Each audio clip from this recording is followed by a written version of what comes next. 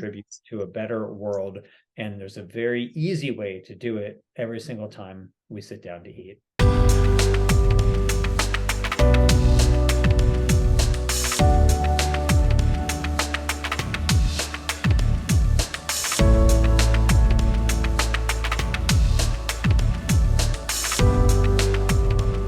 Ever tried to convince someone to stop eating meat?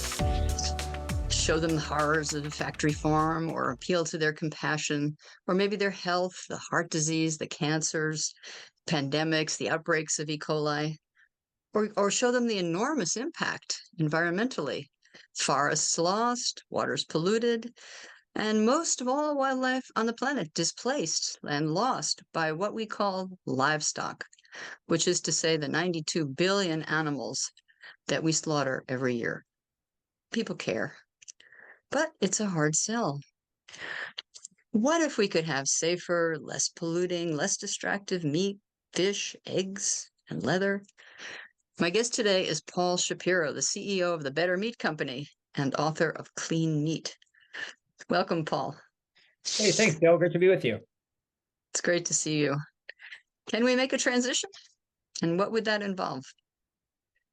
Well, I think that we can, but it involves quite an upheaval of the way that we produce food today. So I think that the way to look at it is really similar to fossil fuels and making a transition to renewable energy.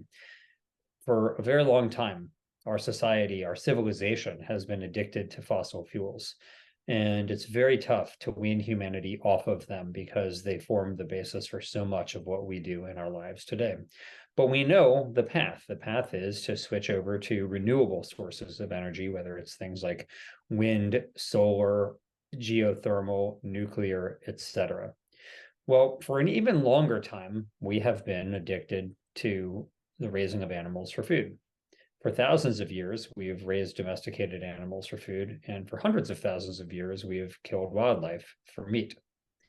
And so the question is, just in the same way that we want to wean humanity off of fossil fuels into cleaner sources of energy, can we wean ourselves off of animal slaughter and toward a system where people can enjoy all the food, all the protein, all the delicious experiences they want, but without having to torment animals and destroy the planet in the process? And there are a few ways to do that. So just in the same way, there are a variety of renewable energy sources that we can switch to. There are a variety of cleaner ways of producing protein. Now, one of them is simply just to eat plants, right? I mean, people can eat Wouldn't that be easy?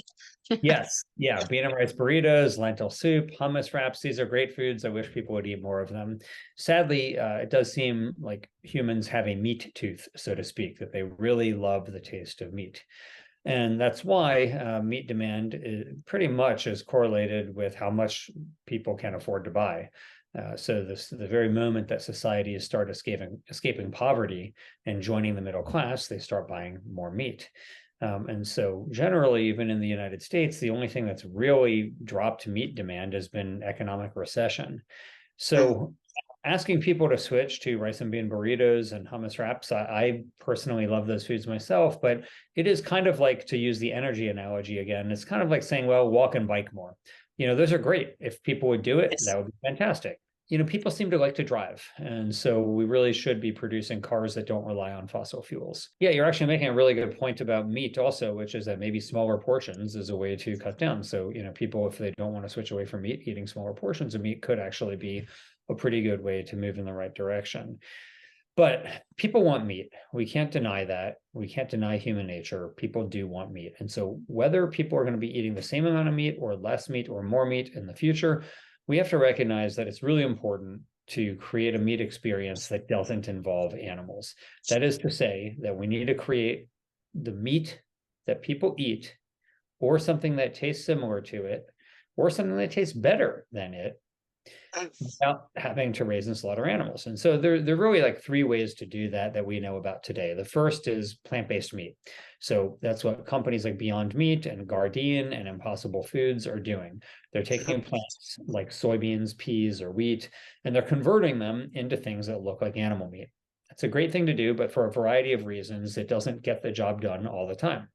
Another thing you can do is, instead of using plants, to use microbial fungi. And so fungi are a different kingdom altogether. And using microbial fungi, you can actually grow foods that really are highly proteinaceous, have a meat-like texture, and are quite good. And so one example of this is a company like Quorn, Quorn, which for decades has been selling what's called mycoprotein or fungi protein-based meats. Then the third way is not using plants, not using fungi, but using animal cells. And this is what's often referred to as cultivated meat or clean meat. And that's real, actual animal meat, not a substitute for meat, not an alternative to meat, but real, actual animal meat that's simply grown from animal cells rather than from animal slaughter. And there are more than 100 companies in the world that are pioneering methods of making this.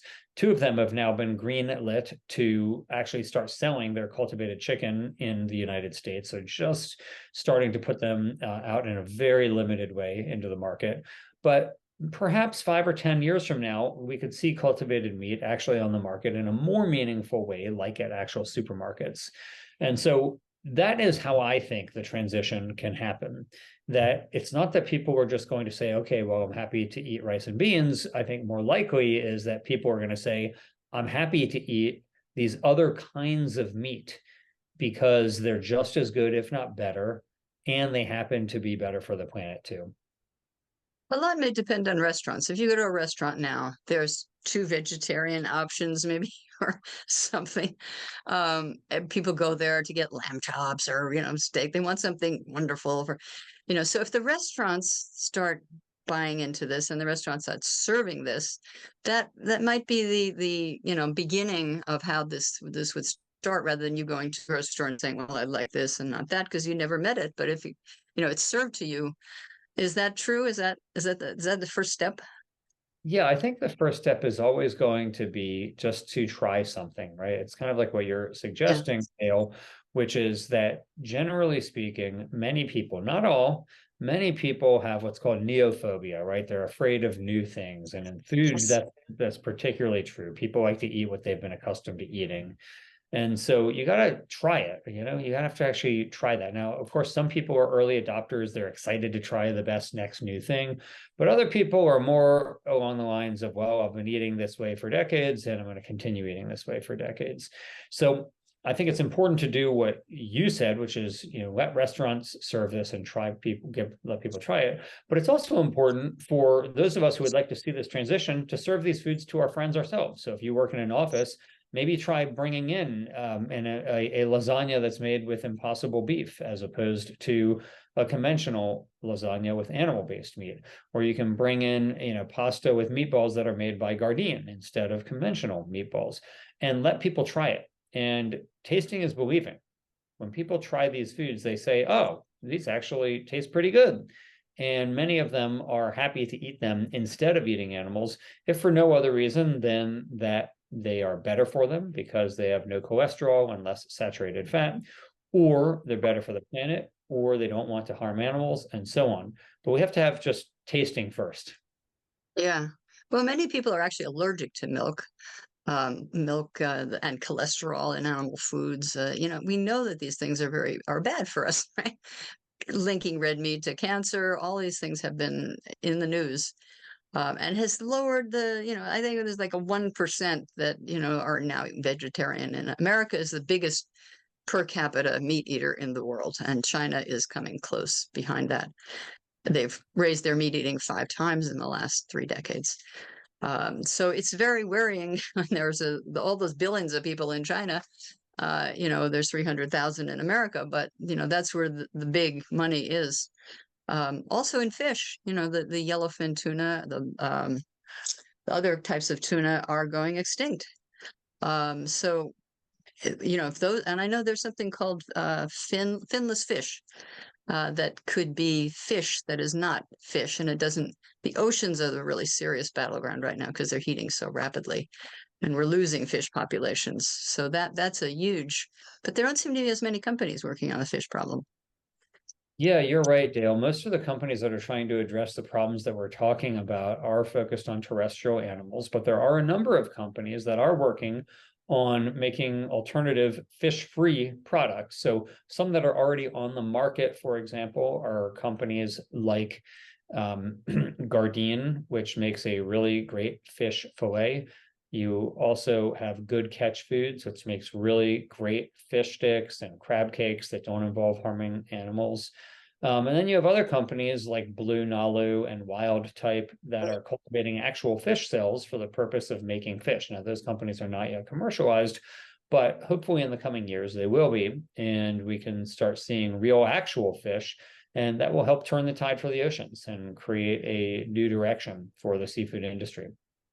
Yeah, well, shrimp, lots of things that people love, and they don't realize, oh, fish is healthy, isn't it? Because we were told that, oh, go off red meat and eat fish, and then we learned, that, breaking, eating our way to extinction and other films like this were very instrumental in showing just exactly what's happening in terms of, the environmental cost of these kinds of foods.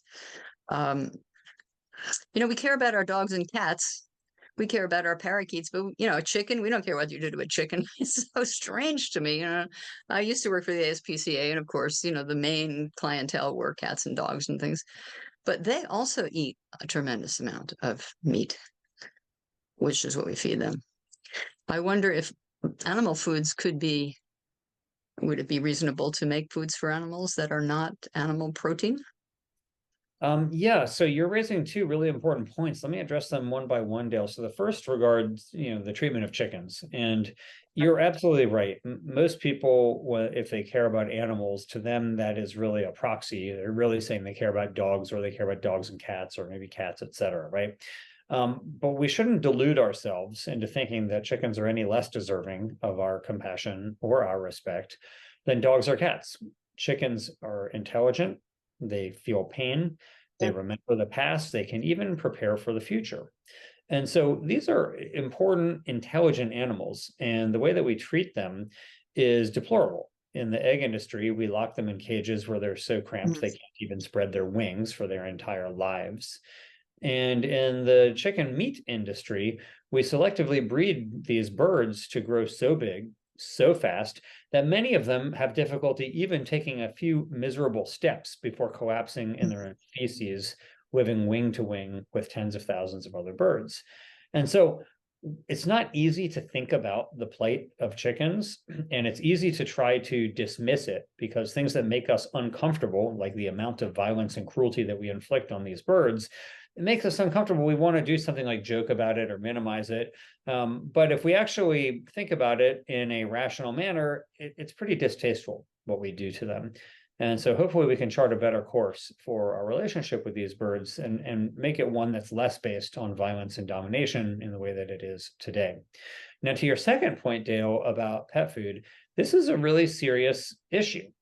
The issue is that if we want to reduce the number of animals who are being used for food, which, as you pointed out, is tens of billions every single year, then we need to look at all sources of demand for animal-based meat. And it turns out that our pets are actually pretty major consumers of meat. In fact, if our pets were their own nation, they would be one of the top consuming meat demanders in the world. And so the question is, what can we do? Well, there's a few things. Like one, we can make pet food have less meat in it, right? And put other plant-based ingredients in there. So it's blended. So you have something where maybe it has meat, but it doesn't have as much animal meat. You can go totally plant-based, which is what companies like Wild Earth and VDog are doing. These are two companies in the plant-based pet food space that make a nutritionally complete plant-based dog food. Again, Wild Earth and VDog. And then you have other companies like one in Colorado, a startup that's called Bond Pet Food, which is not really commercialized yet, but their entire goal is to make animal protein without the animals. And so Bond is growing actual chicken proteins without animals. Well, another major hurdle is, of course, the money involved here because the beef industry is an enormous billion-dollar industry. Slaughterhouses, meat packing, animal farms, soybean farmers, because people don't realize that most soy is raised for animal feed, are all kind of in the way of this pretty much because that's kind of their meat and potatoes, shall we say. That's funny. Yeah, well, and first of all, I know you were just using the term "it's a billion-dollar industry" colloquially, but the beef industry, the global beef industry is worth hundreds of billions of dollars. So Mhm. it's a huge industry. It's a huge industry, and there's no doubt that you're talking about changing the way that we produce food, and that means that some people will be disrupted. But it's not too dissimilar to what happened in film, Dale. So think about what happened in the 1990s. You had Kodak and you had Canon. They were Mm. vying for supremacy in the film market. And we're all using their products, and we had been for the past century using, the negatives, the dark rooms, the chemicals. Yeah. And imagine now if it took a minute. Imagine if it took 5 seconds. Like if there was a 5 second delay, people would be totally outraged. But the point is that both Kodak and Canon knew about digital. In fact, Kodak was the first to invent digital. What ended up happening, though, was that Kodak was concerned that a switch to digital film would destroy its entire business model, destroy all the chemicals, it would destroy the negatives, it would destroy the darkroom, everything that they were making. Canon thought, well, this could have that major upheaval, but we are going to embrace it and bet that digital was the future, even though they were big manufacturers of conventional analog cameras. Well, fast forward, and we all know what happened. Kodak went bankrupt, and Canon became the largest manufacturer of digital cameras on the planet. Canon still sells us a way to capture our memories. It's just done in a far more efficient way. And I believe that the same will happen in the meat industry, which is that they will still sell us the same thing, the same experience of enjoying meat, but it'll be done in a way that is far more efficient, meaning without the use of animals.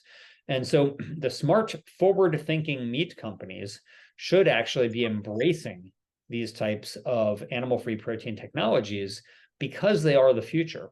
And there are some who will say, well, we've been slaughtering animals for thousands of years and we're going to keep slaughtering them for thousands of years.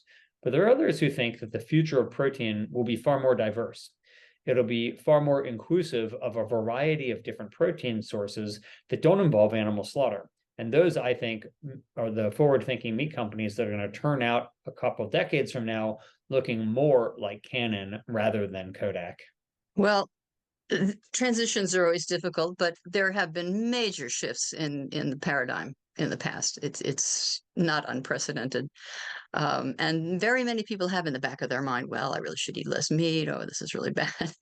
People don't really understand how totally environmentally disastrous. I mean, if we stopped the animal industry, it would have a huge effect on the possibility of saving our planet and ourselves and all of all of nature. So your Yeah, I mean, hamburger or your planet, you're right, and it's not dissimilar to fossil fuels. I mean, think about how many mhm, huge numbers of people make their living in extractive industries like oil and gas. Huge, huge numbers of yes. people are living in oil and gas. Yet we know that for the sake of our future as a species and other species on this planet, we have to move away from fossil fuel usage. And the same is so here. There's a lot of people who make their livelihood in raising and slaughtering animals. Well, we need to move away from that and move to other sources of protein. It doesn't mean there won't be jobs. Obviously, geothermal sites also have to hire people, right? Solar sites still have to hire people, but they are different. And Mm, similarly, people, instead of raising or growing crops to feed farm animals, will be growing crops to feed human beings, which is different. yeah. But we've seen changes in the past. We used to have a lot more acres devoted to tobacco plants than we do today because a lot of people stopped smoking. And Mhm. that disrupted a major, major economically important industry. But we know that it was for the right reason. And we're glad that it happened. What would you rather work in a slaughterhouse, or would you rather work in a sterilized, clean lab brewery Yeah. making the meat? It's like the coal miners. Would you rather work in a coal mine or would you rather be on a roof on a sunny day? Yeah. It's very Yeah. similar. This whole transition is like literally cleaning up our act. And I love the title of your book, Clean Meat. Thank you. Very accurate. I appreciate that. And I agree with you. Not very many people want to be a coal miner. Not very many people want to be a slaughter plant employee. These are often jobs at the lower levels of the economic ladder in our society. In slaughter plants, especially, typically done by immigrant labor. Yeah. Very few people want to do this. I mean, it's kind of like strawberry picking. Who wants to crawl around on the ground in the sun all day long? very difficult. If we could have robots picking our strawberries, it seems to be preferable than making human beings do such backbreaking labor. Well, one of the biggest parts of this is that the land used to grow food for livestock, I hate that term, or to graze livestock, is land that needs to go back to nature so that nature can have its systems, can sequester carbon, so that wildlife can come back, so that whole ecosystems can become whole again instead of being feedlots or something. That's, to me, the environmental impact of this is enormous.